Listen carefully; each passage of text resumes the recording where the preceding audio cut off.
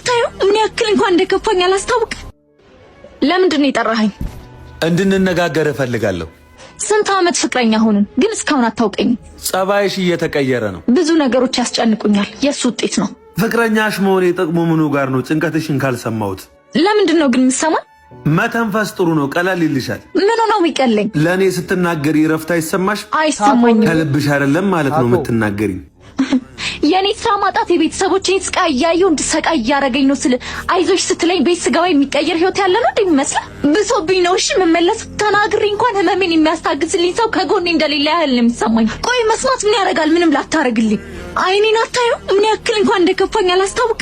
ተናግሬ ሆድ እንዲብሰኝ ለምን ታረገኛለህ? አንቺ ብቻ አይደለሽም እኮ እየተፈተንሽ ያለሽው። ገደል ይግባ የሌላው ፈተና። ቆይ የሌላው መፈተን የኔ ችግር የሚያቀለው ይመስላል? አያቀለውም። የሌላው ህመምና የእናቴ ህመም ለኔ አንድ አይደለምሽ። ደግሞ እሱ ሳላቅ አይደለም የምጨነቀው የማልፈታውን ችግር እያየ መሆኔ ነው። አሁን ስኔ ማገዝ ትችላለህ?